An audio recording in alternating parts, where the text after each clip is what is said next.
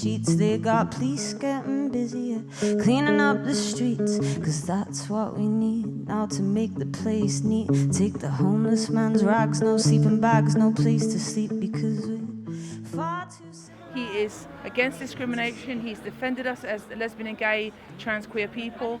He's defended refugees, asylum seekers, and he wants a more caring society. He wants to know what we think about how the country could be different. And that is a phenomenal leadership, the like of which we've never had in this country. There's only one choice, that's Jeremy Corbyn.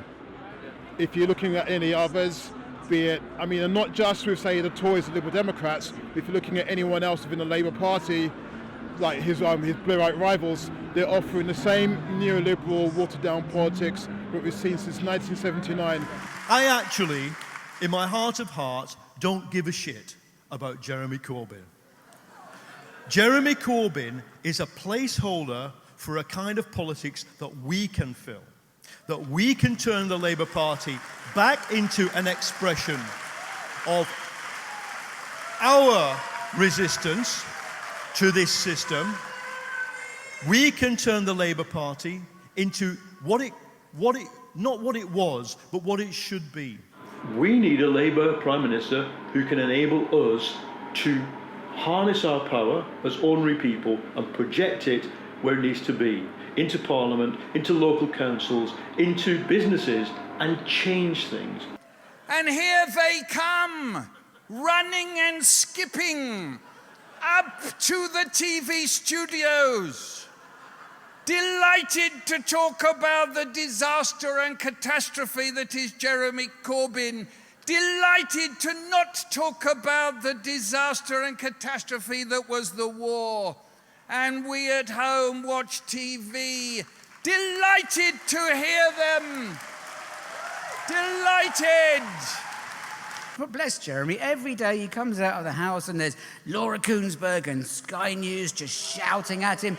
And sometimes I come out the house and there's a massive dog turd on the pavement, but at least it doesn't follow me down the street and it doesn't press itself against the windows of the car as I try and drive away. You know? He's somebody who has got where he has through humility, through being someone who reaches out to people, listens to people and puts himself at people's service. Because people talk about public service, but they usually mean putting the public at their service. Why do you think this coup was mounted? It is because they cannot tolerate a socialist as the leader of the Labour Party leading a socialist administration. We would not be here, I tell you now, we would not be here for the heroism, to be frank, of one person who's taken it all over the last 9 months, everything they can throw at him to try and demoralise, denigrate and demotivate him. And he's stuck with us throughout. Jeremy Corbyn.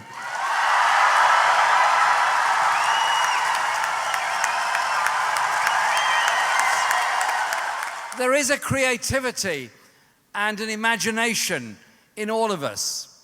And we should never be ashamed of that creativity or that imagination. Can't we have a society, yes, where people can work, yes, where they can properly live, but also a place where every child can learn music, can paint, can draw, can write poetry? Because in that creative strength, doing things together, we then challenge the whole idea that it's only me, individualism that matters in our society. No, it's not. What really matters is the ability of communities to come together, to defend what they have, but to demand what they've been denied. Isn't that what makes us strong together? We don't have time on our hands to wait for another Corbyn who's younger, who's more media savvy or whatever. We have this amazing chance to elect in someone who could fundamentally change the political climate of this country, and that's why we've got to fight for him and grab this opportunity with both hands.